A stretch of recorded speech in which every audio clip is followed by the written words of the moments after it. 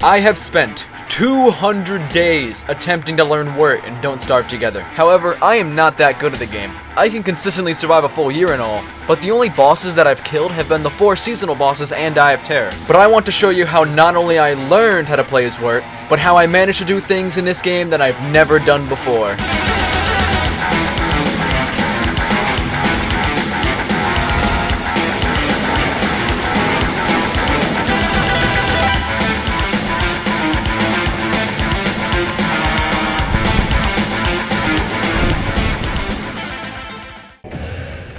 Okay, it's time I actually start explaining things. Since this is 200 days, I'm going to make this fairly quick while slowing down to explain some things in detail. First things first, we're using default settings, so no world alteration. Also, I'm allowing rollbacks because you can't learn without making mistakes, and usually in this game, mistakes mean death. Other than that, I hope that you guys enjoy the video, and as of right now, we're really close to getting 2,000 subscribers, so if you could help out, that'd be great. Day 1 starts out like any other Don't Starve playthrough, just gathering resources and moving across the edge of the water. And in case you have trouble seeing the tiny day counter, I'm putting a much larger counter in the top left to make it easier for you all. These stupid racist pigs. As you can see, pigs are naturally aggressive towards WURT, and she also can't trade with the Pig King. But that's honestly the end of her downsides, because her only other one is that she's a vegetarian, which locks her out of the usual powerful meat dishes that everyone else has access to. This isn't actually all that bad though, because to help with this, WURT actually gains 33% more hunger from all vegetarian meals. Hey, look at that, we found the terrarium on day 1. On day 2, we found a swamp, which is WURT's home territory, allowing her to move 30% faster and see any tentacles in the ground from far away. And another thing you should know, is that WURT herself is a merm, meaning she is neutral to, and can even befriend other merms. We managed to find Beefalo on day 3, but that's about all the interesting things that happened this day. Nothing really happened on day 4, but on day 5 we found the Mactus camp and some Volt Goats. But funnily enough, I didn't kill a single Volt Goat in this entire run. Okay, I just can't get hit once. 1, 2, 1, 2. You have to make sure. Okay, that was new and that wasn't normally a thing. I haven't played this game in like 2 months as of recording this, okay? This is just me warming up, and expect to see this a lot in the near future when I'm fighting things I've never fought before. Also, I'm just gonna tell you all right now that I'm showing every single death that I had in these 200 days, so that you can see where I went wrong and how to improve from it. It rained on day 7, and we even found ourselves a living tree. We found a second Beefalo herd on day 8 with even more Beefalo than before. On day 9, we found a group of very mean pigs guarding some berry bushes, and then we finished the overworld map, because personally, I like finishing the map before I start basing. On day 10, we finally chose our base location, and setting up everything we need over the next 2 days. And don't worry, I did get Glommer on day 11. For my first time ever, I'm building bunny houses next to the sinkholes so that they kill the bats for me. And honestly, I have no clue why I've never done this before. Day 14 was mainly more base building, but I did go spider farming for a little while. We started planting all of our seeds on day 15, and when you're playing WURT, gardening is an absolute must because she mainly gets her healing food from plants. Day 16 was just more preparing, honestly. Not much of note. On day 17, however, we evicted our neighbor, and then started turfing out our base to look better. On day 18, we finished placing cobblestone on our base and then went out to hire some merms to help us kill some things. These merms are also really good at chopping trees and mining rocks for me. I honestly can't wait to have an army of them later. Our plants have fully grown and we've got quite a nice amount of potatoes and toma roots. We're going to use these two as our main healing foods for a while because they're very easy to farm in the early game. Winter just started, so we're going to try to kill Mactusk to make the walking cane. But unfortunately, he didn't drop it on the first attempt, so we'll try again later. We started seafaring on day 22, and on day 23 we found both the waterlogged biome and Lunar Island. After taking everything I could from the Lunar Island, we went searching for any salt formations nearby, but we didn't find any, so I gave up and went back to base. We spent day 25 placing the loot we got from Lunar Island around our base, and then went to go kill Mactusk again, and this time we actually got the tusk, so now we can make the walking cane. I spent day 26 gathering some more resources and started experimenting with crockpot recipes, and as it turns out, you can't make vegan meals with eggs anymore, so basically the only meat that's useful to WURT is normal big meat because it can become a handbat, and that's her one and only use of meat. Day 27 we just farmed some cave resources, but on day 28 we planted the tree line for Deerclops to knock over, and we gathered some cactus flesh for sanity food throughout the fight. Day 29 was just some more boring stuff like gathering and gardening, but on day 30 we went to the swamp and had merms fight things for us again, along with using them to chop down a lot of trees.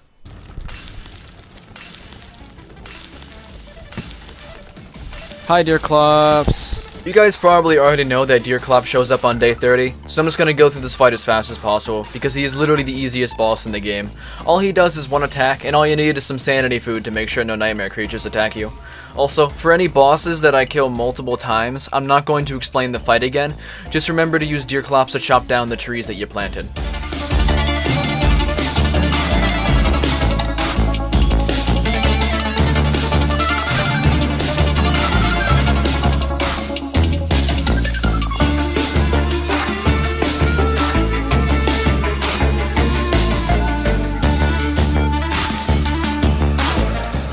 Nice, okay.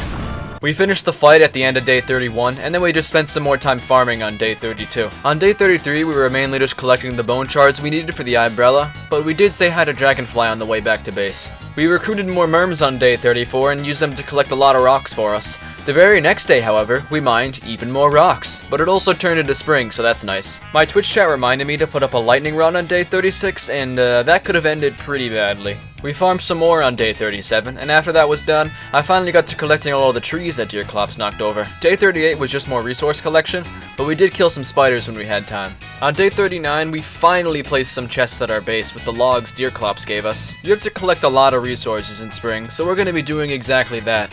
But we did get our first giant crop today. It was a giant potato. We then spent the next 3 days gathering the resources to craft ourselves some bee-boxes, along with just general resource collection. We finally made ourselves some bee-boxes on day 45, but I'm getting kinda bored of resource collection, so we're gonna move on to the next boss. The boss that we're gonna kill is Moose Goose. She's actually really easy as WURT, because her honking attack doesn't do anything to her. And just for the record, everything that could go wrong in this fight went wrong. There were spiders that showed up, a frog rain happened, basilisks attacked me, and I even went insane in the middle of it. But through the power of editing, I can just show you guys the times when I was actually fighting her.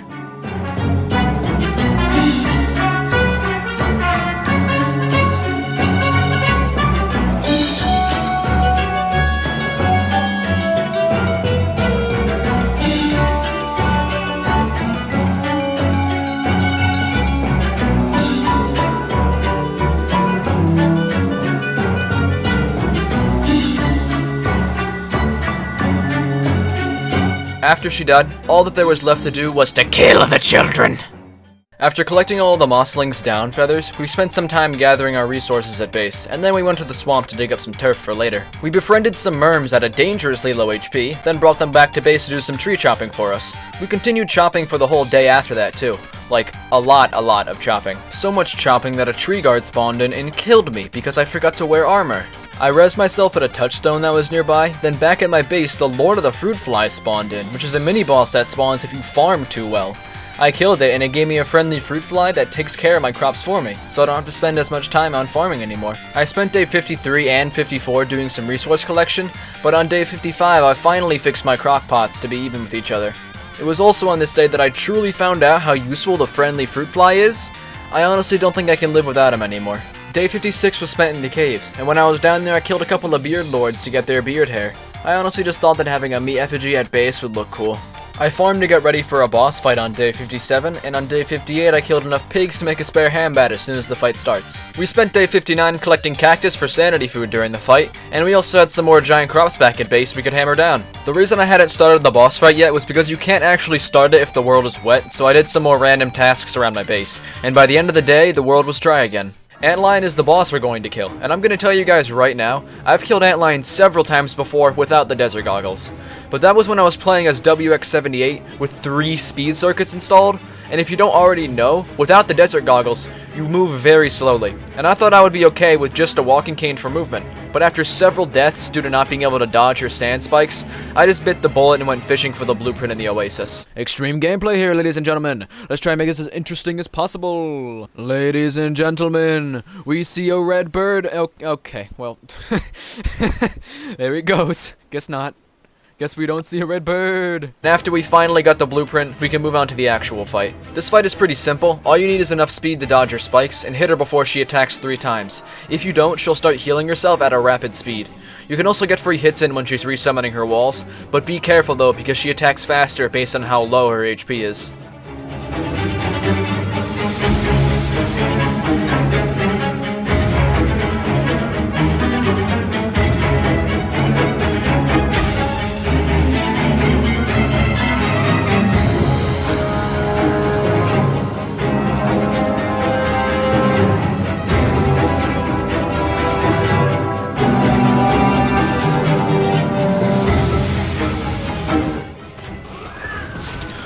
Wow! Okay. No, I'm never making that mistake ever again. Wow. No, this fight is so much easier with desert goggles. I'm doing this in every world I can. I spent the rest of the day feeling stupid for never trying that before, but I cheered up after seeing that more giant crops grew. We started getting the resources we needed for our Merm village on day 64, like fish and marsh turf, and by the end of the day, we started placing it all down. We started getting all the resources we needed on day 65, like kelp and beefalo wool to craft the royalty kit. I had forgotten to make a prestidigitator, so we spent the next couple of days making it just to go out again and get the resources for a shadow manipulator. We just did a little bit of gardening and harvested all of our resources on day 69, and the only thing I know we did on day 70 was kill a beefalo for its fur. Come back here! Okay, guess not. We finally made the royal tapestry on day 71 and created our very first Merm King. The king, when he's alive, will buff the stats of every Merm in the world, including yourself, making you very powerful. Also, unlike the Pig King, he doesn't accept trinkets, he only likes fish, so I was wasting my time collecting all these. I spent day 72 learning what exactly the Merm King gives for trades, and they aren't the best if I'm being honest. Just some seeds and kelp, with the only useful item being the tentacle spots. I then spent the rest of the day gathering more swamp turf to place around them. We placed all of the turf on the ground and started making our warrior Merm houses, because if there's a king in the world, these guys will follow you for a really long time, and do a lot of damage. Now that we have Merms close to base though, I can make them work whenever I want. Although I only have a small amount of warriors for now, I brought them to the swamp to help me fight everything in there. Then we spent the next day building even more huts. We then spent basically all of day 76 cooking in our base. We started making our way to the ruins on day 77 because I really wanted the loot there. And on the way, we met Nightmare Werepig. We made it to the ruins on day 78, and while we were down there mining, a monkey stole my gem. So I calmly asked for it back. We did a little more looting, then we found a guy. Ah, you're not what I wanted to find! I also learned the hard way how dangerous this place can be when you go in during the nightmare cycle, so just take my advice and wait it out. After it was over, however, I had free passage to the crafting station to make some ruins gear. We went back up to the surface with all of our ruins gear we could hold, then we spent the next day collecting all of the resources that grew while we were down there. I never realized how long it can take picking up all these logs. It literally took a whole day, and we do this multiple times throughout the run. Speaking of trees, we're planting even more down. These Merm huts are really expensive. On the other hand though, I killed a spider queen for the first time, so that's neat. You need tentacle spots to make warrior Merm houses, so this genocide is completely warranted. See? We managed to get 8 spots from that trip after trading with the king, so that's 8 new warrior Merms. Just look at how many warriors we have now, and the more warriors we get, the faster we can get other warriors. Okay, I made a bit of a mistake by having my ore break on the water, but luckily, WURT has another passive that works in our favor here. When she falls into the water, she doesn't lose any items, and not only that, but her wetness only goes up to half instead of full like everybody else. That aside, however, we finally found the salt crystals I've been hoping to find since our lunar island trip back in winter. The thing about these crystals is that I can create a salt box that can store raw ingredients for much longer than a fridge would. My Merm started fighting because I accidentally hit one, and I couldn't get them to stop. But I did make it back to place the salt box down.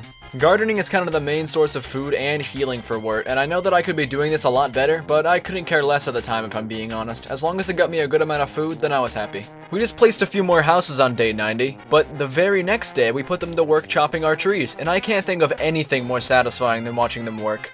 Maybe killing the tree guards afterwards, but other than that, nothing else.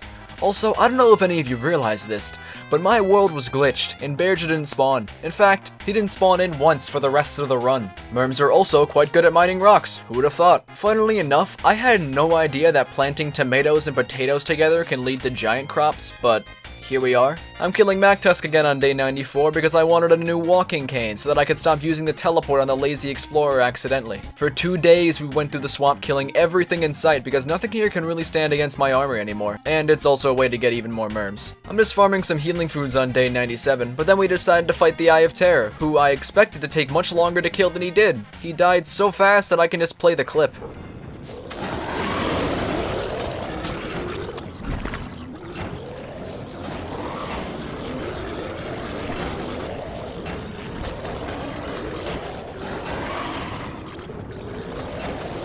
How are you on second phase already?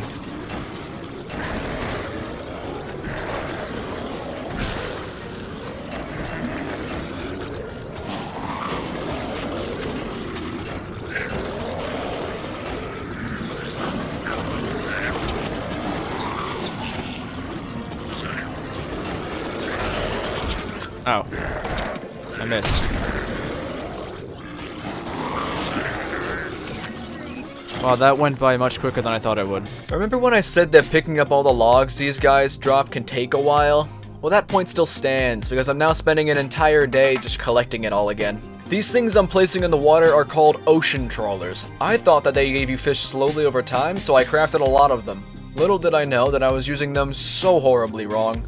In case you're wondering, no, they never worked, and I understood why later, but I never fixed it. Day 100.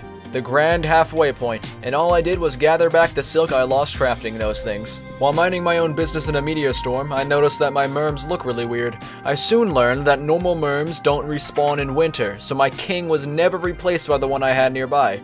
That means that I can't really use merms for the rest of the season, so that kinda sucks. Yet another full day of gardening and cooking? Because we haven't had enough of those yet, have we? Oh hey, it's this guy again. Let's just get some cactus flesh and tank him, because I couldn't be bothered to fight him again. I spent today around my base just making it look a little better, and I also created a seed fridge for all the gardening I've been doing. I never thought I would get to the point where planting trees would take up most of the day, but here we are. Oh, also it's spring again. This was actually the part of the game when I realized my mistake and that these trawlers didn't work, so I took my newly kinged merm guards to the swamp to eliminate everything again. Still in the swamp on day 108, and then we gave our fish to the merm king to possibly gain more spots, because I wanted a bigger army for what we're going to do in a couple of days. I have no idea what I was doing on day 109. I think I was just testing the amount of time merms follow me after I feed them different kinds of foods. We headed back into the ruins on the next day because I wanted to loot more of it. Things did get a little dangerous though when I didn't follow my own advice. We made it back up to our base, and then I decided I would try making some moggles because I never made them before. This day was spent doing everything other than what I just said I would do, because we spent it all gardening. This was another day where I procrastinated on making moggles, but instead, I built many more merm houses, so this is still a positive. Also, I chopped up a whole forest, and again, this is easily my favorite part about having these guys around. There's just something so cathartic about watching all these trees fall that I can't describe. I have finally made the moggles I so desired, and I will never use them because I completely forgot I had them. They give full screen night vision when you wear them, so they're really good for people trying to go to the ruins for the first time. Remember when I said I was preparing for something in a couple of days? Well, this is that something. We are going to be fighting Bee Queen, who I've never attempted to fight before. But I do know that WURT's merms are very good against her. In fact, most people would use 18 to 20 merms in order to fight her, but I'm scared, so I'm using 22. The strategy for playing WURT in this fight is to just stay close enough to Bee Queen to keep your merms from de-aggroing, while making sure that you don't actually do anything. You can fight her if you want to, though.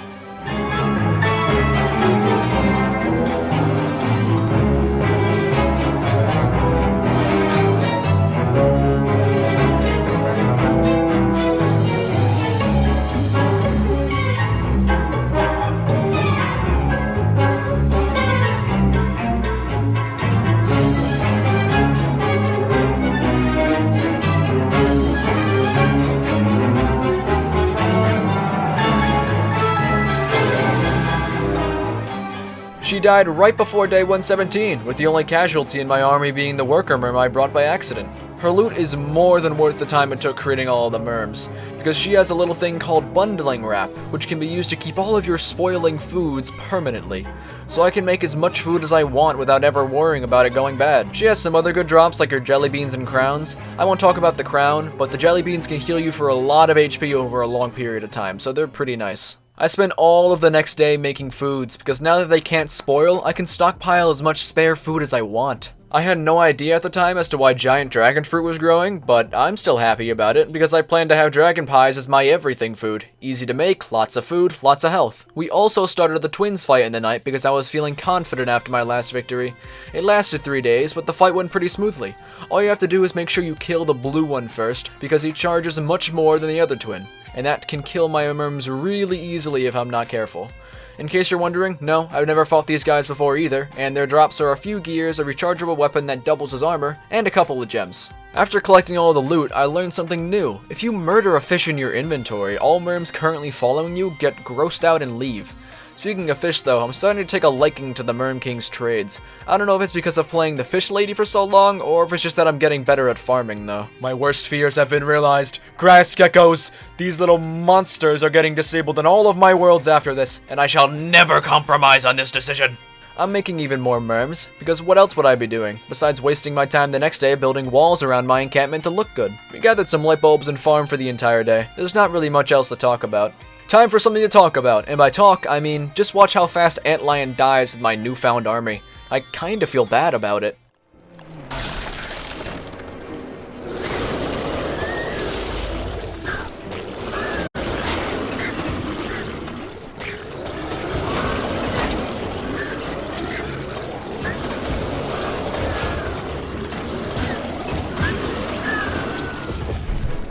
What?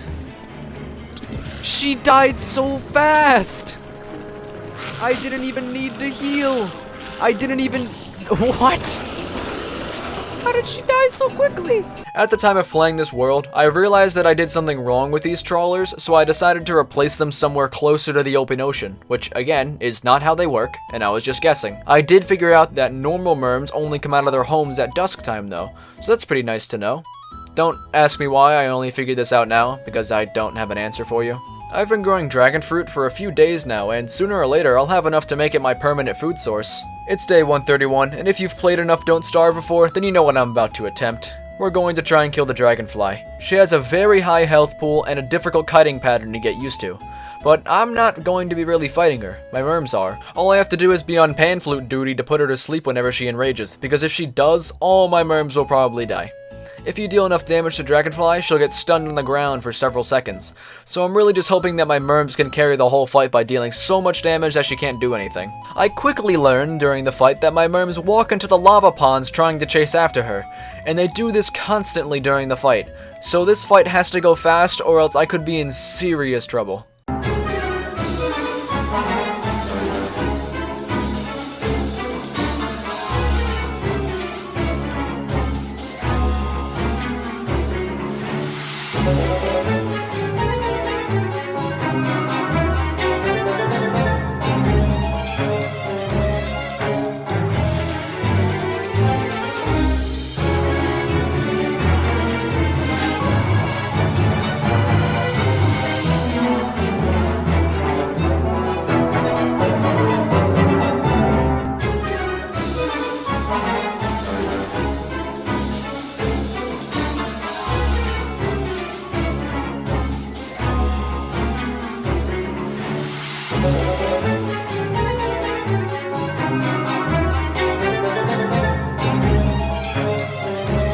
One of my merms killed D-Fly right at the edge of my vision, and we managed to get through the fight without her enraging once. She drops a lot of gems, and a furnace that allows for infinite heat, with zero downsides, so winter is now basically a joke. We placed the scaled furnace right underneath our chest, and then spent the rest of the day farming more dragon fruit. We spent day 134 looking for the Celestial Orb, which is very important for progression later in the game.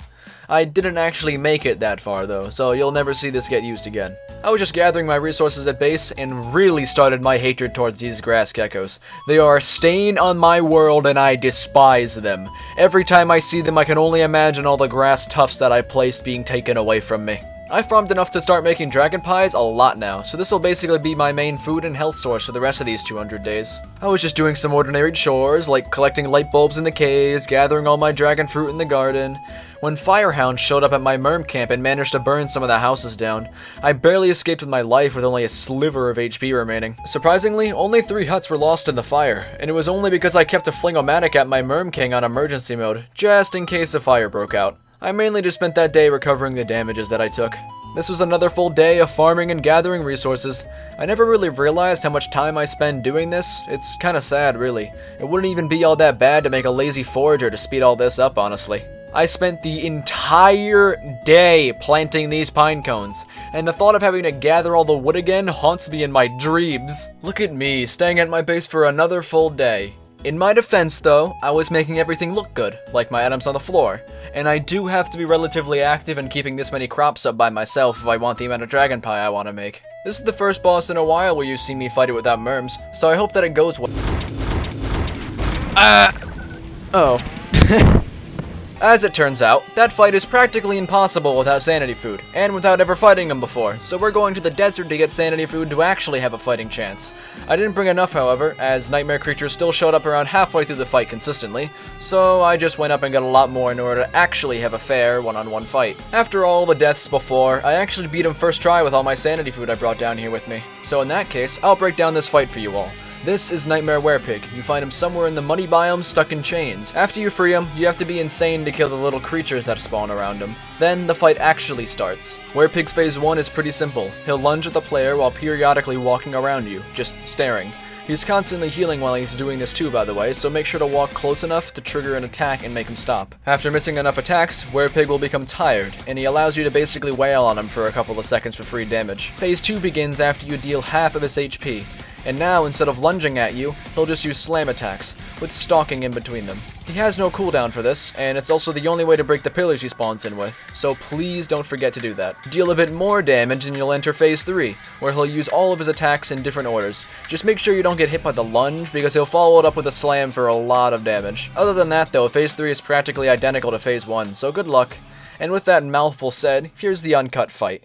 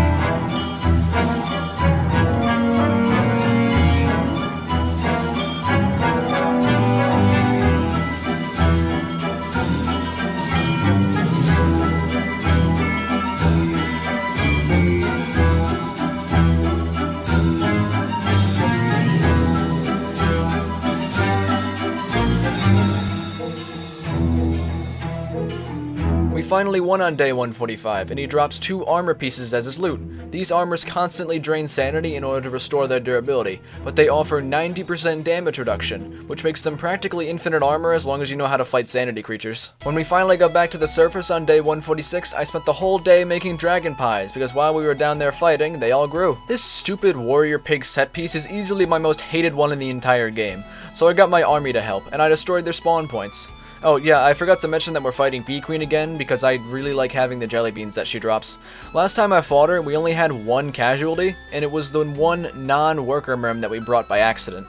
Also, we have 27 merms compared to the previous 22, so this fight barely lasted a quarter of the day. So many trees, it's so beautiful to watch.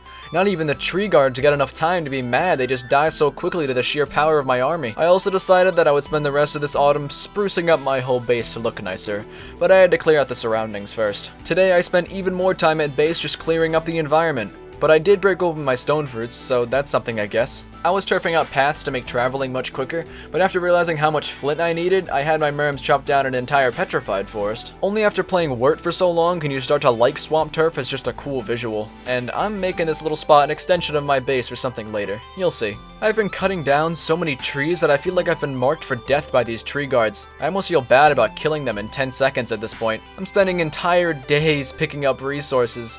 Maybe I went a little bit too far clearing things up. At least I'm doing something interesting on day 154, killing a level 3 spider den. You can probably tell how desperate I am to find something interesting to talk about during these last couple of days. This will be my boss statue zone, and I hope that when it's finished it looks really good. Also, I'm still adding cobblestone paths around my base because it's really nice to have. Now we're back to my favorite pastime, farming. On day 157 I decided that I would clear a spider den without my merms, because having them on my screen for too long gets annoying. And I don't want you all to think that I'm atrocious at this game, only bad. Okay, I admit it, I miss my merm friends, so I invited them back to follow me. It's just so easy to do it with how much food I have, I just couldn't resist. Speaking of food, I spent a long time making even more of it. It's not like it's gonna spoil it with the bundling wrap anyway, so why not make more? My boss statue zone is looking really good in my opinion. If only Bearger didn't glitch out, then I would have put him in the top row right next to Antlion. Winter just started and I cannot be more proud of how cool our base looks with all the different turfs, where I'm putting all the items, and the massive open space I made around my base can let me expand anywhere. We spent day 162 building a new Dragonfly arena I thought would be effective with merms, and on day 163 we got to actually starting the fight with the new arena. And it was working really well. None of my merms could hit the lava and they didn't run too far away, so the DPS was much higher. I was too confident though, because when I walked away for a second to get warmer, Dragonfly enraged, instantly killing all the merms who took the brunt of the attack. I managed to pan flute her in time, and the survivors managed to kill her without much difficulty. I won't lie though when I say that scared me probably the most in this entire run. We just picked some more dragon fruit on day 164. I guess I was just trying to recover from that horrible experience yesterday. I have no idea what I did on this day. I think I just sat around the base and farmed for a bit. We spent day 166 gathering some more resources from our surroundings, then spent the next day searching for some deer. We finally found the deer on day 168 and got the antler that we needed to start the boss fight. This is the Claw boss fight. Claw starts the boss fight by doing 2 swiping attacks, which each hit twice I should mention. And then he does one of his 2 deer attacks.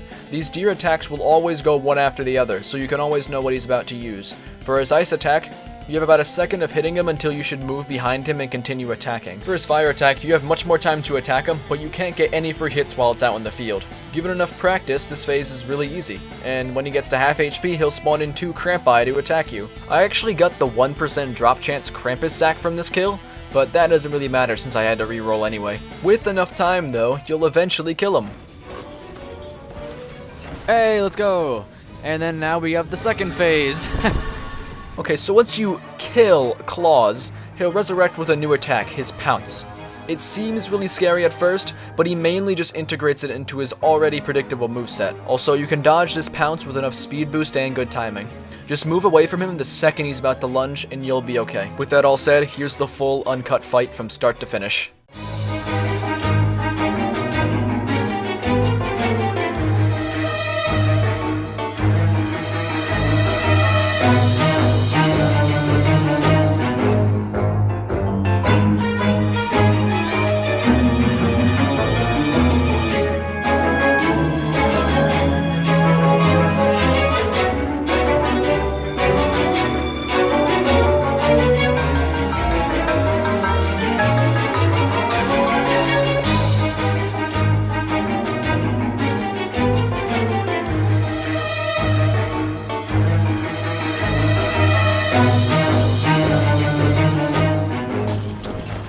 Oh, second phase, okay.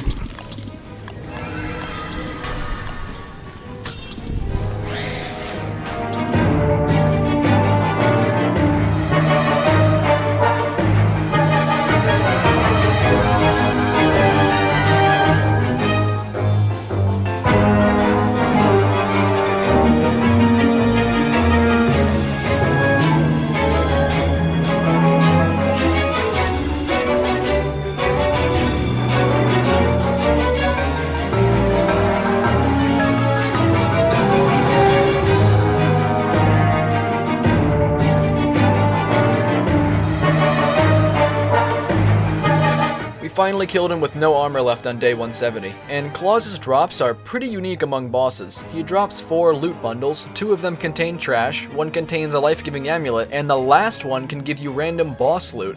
It doesn't give you stuff from every boss in the game, but I actually got the Bearger pelt that I literally couldn't get, so this is a big win. Take a good look at that new Claws statue. I think it looks really nice with the other ones. The next day we just been gathering lots of ice from wherever we could, because it's a really nice filler for making foods. We killed Mactusk again because I hadn't gotten the Tam yet, but we managed to get it this time around. The Lord of the Fruit Flies spawned again, so I promptly killed him. Sadly, he doesn't drop another friendly fruit fly until the first one's dead, so that's a shame. Another full day of just cooking myself dragon pies. You can't feel any more rich than that. I find it funny how after getting this incredibly powerful, regenerative frustrating piece of armor. I use it to collect cactus flesh in the desert without wasting other armors. I spent day 177 organizing all of my ground loot, and I don't know why I didn't just make more chests. I have an absurd amount of wood. I guess I was just lazy. We went back into the caves on day 178 because I wanted to kill Nightmare Werepig for a second time. That's if I remember to bring the pick/axe to actually start the fight. Once we did start the fight though, it went incredibly smooth. I barely took any damage and we managed to kill him on the very next day. Look at us, destroying spider dens and killing moose goose in one day. The power spike on WURT is absolutely insane. Speaking of killing bosses in one day, I placed an Octo Vigil next to the Bee Queen so we can always see when she respawns.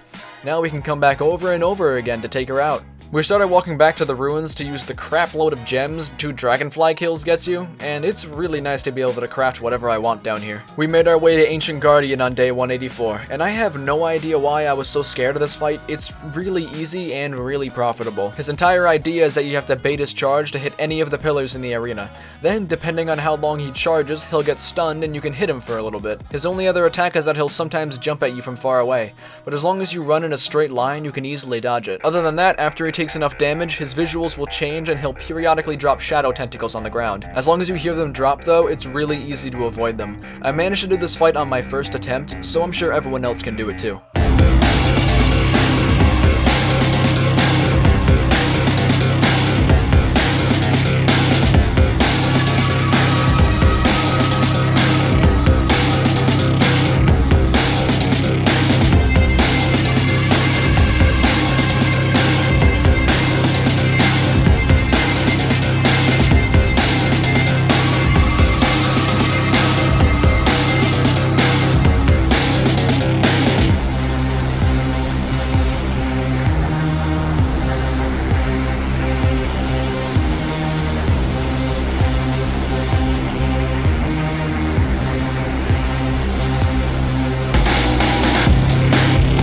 His drops are surprisingly really good for him being such an easy fight. He drops a chest that gives you random ruins loot and an ancient key, which is part of how you start the fight against the ancient fuel weaver, but we don't make it to that in these 200 days. Sadly, my ruins was really far away from my sinkhole, so it takes basically a whole day to get back to my base, but we managed to drop off all the loot we could find. I realized that all my Bee Queen murder got me over a stack of jelly beans, and that's over 5,000 health I can regenerate at any time I want.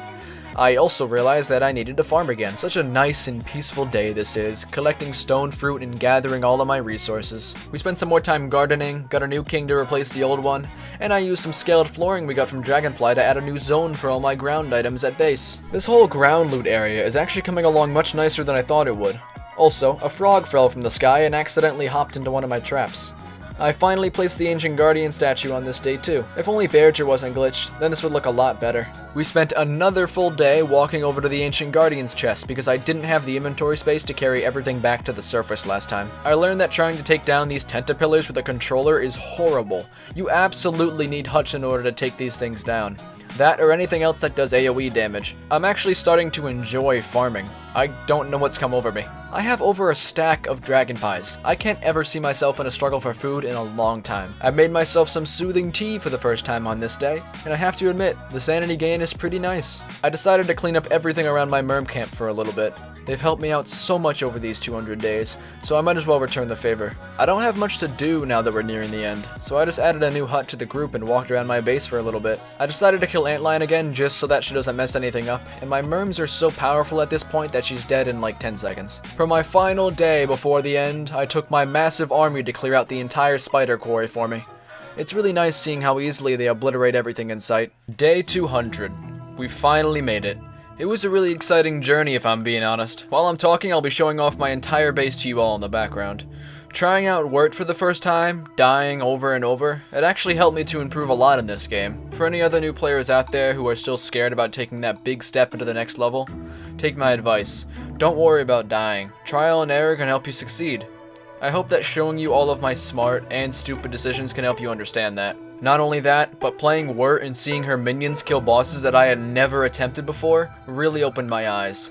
It gave me enough confidence to fight other bosses that I've never tried before, like Claws and Werepig. Now here's the part of the video where I tell you that everything you just saw was a lie. I recorded this video back when the Terrace Below update dropped. You know, in June. I've actually improved a lot since then. I've killed both the Celestial Champion and Ancient Fuel Weaver. I just held off on making this video because my channel was still relatively small, and I didn't think much good would come out of uploading it. I still don't really have a proper outro, so, like and subscribe for more content.